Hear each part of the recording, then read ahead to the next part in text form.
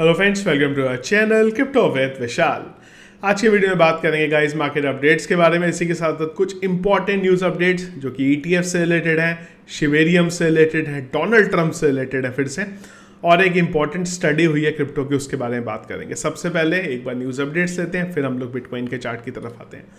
पहला बड़ा अपडेट यहाँ पे, और वो है यहाँ पे यूरोप की तरफ से। तो जो पहला स्पॉट बिटकॉइन का ETF है वो वहाँ पे अप्रूव हो गया है। अब इसमें कई लोग बात करेंगे कि हम लोग काफ़ी टाइम से ETF के बारे में बात कर रहे थे कि जब ETF अप्रूव होगा तो बिटकॉइन के प्राइस में और क्रिप्टो करेंसी के प्राइस में हमें मोमेंटम देखने को मिल सकता है। लेकिन उसमें समझना ज़रूरी है कि जो हम लोग ETF के बारे में बात कर रहे हैं वो यूरोप में हुआ है, US में नहीं हुआ है। क्योंकि जब हम मेनली फाइनेंस के बारे में बात करते हैं तो हम लोग US के बारे में बात करते हैं। पर फिर भी एक लिहाज से ये भी बड़ा अपडेट है कि बिटकॉइन का पहला जो स्पॉट ETF है वो यहाँ पे अप्रूव जो है हो गया हुआ है।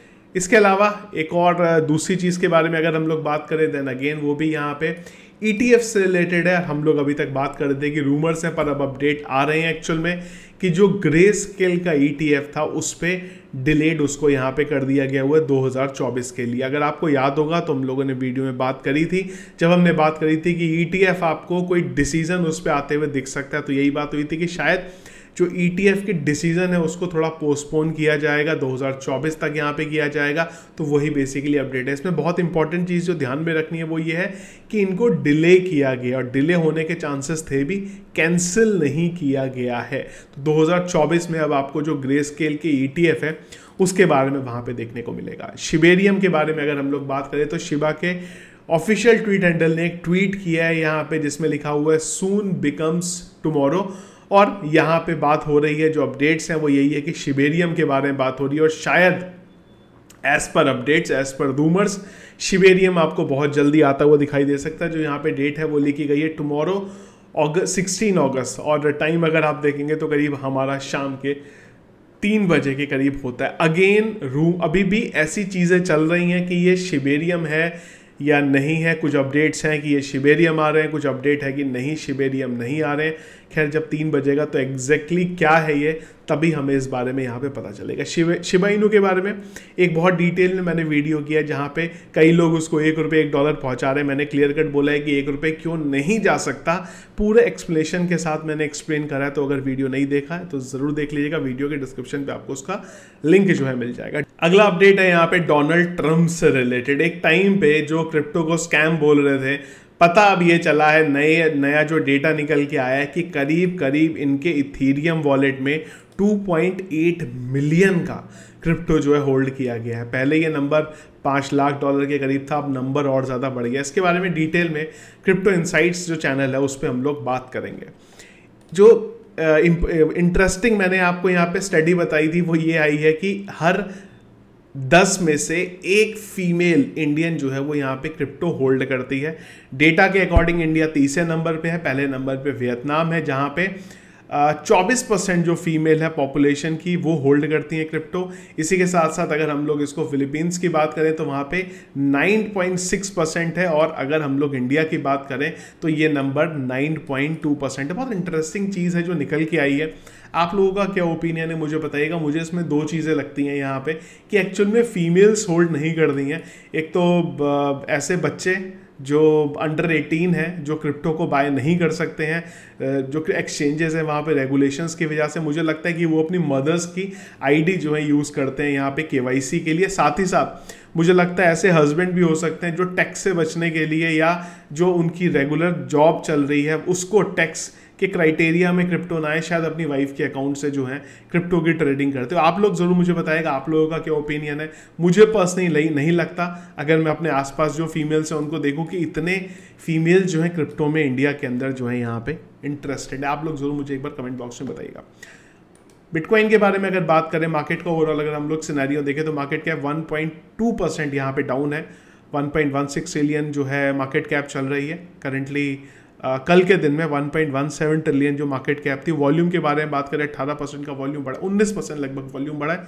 इनफ्लो का आज कोई डेटा नहीं है। कल के दिन की अगर हम लोग बात करें 3 लगातार बैक टू बैक डेटा आए थे तकरीबन 1000 BTC के। इसी के साथ फियर एंड इंडेक्स की बात करें तो वो है यहाँ पे न्यूट्रल 52 और पिछले 1 घंटे के सेंटीमेंट्स देखें वो है स्ट्रॉन्ग सेल की तरफ। हीट मैप देखें BTC 0.7% डाउन और इथीरियम तकरीबन 1% यहाँ पे डाउन है। बिटकॉइन के चार्ट की गाइस अगर बात करें तो जब ये वीडियो बना रहा हूँ मैं, बिटकॉइन का करंट प्राइस है 29,156। हम लोग पहले तो 1 डे के चार्ट में आते हैं। तो 1 डे की अगर हम लोग यहाँ पे बात करें तो जो हमारा एरिया था लगभग कल के दिन में वहीं से जो है हमें यहाँ पे सपोर्ट मिला है। अभी के लिए मैं सबसे पहली चीज़ ये देख रहा हूँ क्योंकि ये सपोर्ट बहुत इंपॉर्टेंट रहा है। मैं गाइज यहाँ पे जो बात है वो कर रहा हूँ हमारे ये वाले ट्रेंड लाइन की। तो मैं पर्सनली सबसे पहले देख रहा हूँ कि ये एक एरिया रहेगा जहाँ से शायद हमें सपोर्ट मिले, क्योंकि अभी तक कंफर्म हुआ है हर बार, और अगर नहीं मिला जिसका हम लोग पिछले कई दिनों से इंतज़ार कर रहे थे वो था हमारा 28,300 का यहाँ पे लेवल।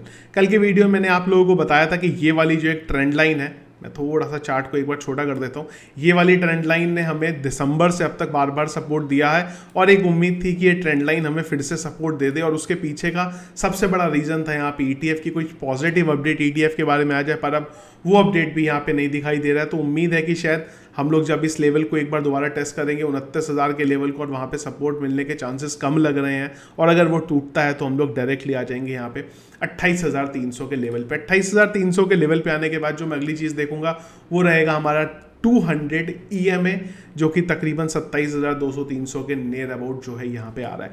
वीकली चार्ट की बात करें तो हम लोग एक बहुत इंपॉर्टेंट एरिया था जिसको हम लोग अभी तक यहाँ पे बार बार टेस्ट कर रहे थे, उस एरिया भी हमारा टूटता हुआ दिखाई दे रहा। हम लोगों ने पहले ही बात करी थी कि यहाँ पे अगर ये एरिया टूटा तो हम लोग नीचे की तरफ आ सकते हैं। अगर मैं वीकली चार्ट की बात करूँ तो हमारे लिए बहुत इंपॉर्टेंट जो एरिया है वो आ जाता है करीब 28,500-600 के नियर अबाउट वाला, जो एरिया पे हमें बार बार वीकली चार्ट में जो है सपोर्ट मिला है। और एक टाइम ऐसा भी था जब यही एरिया हमारे लिए बड़े रेजिस्टेंस का काम कर रहा था।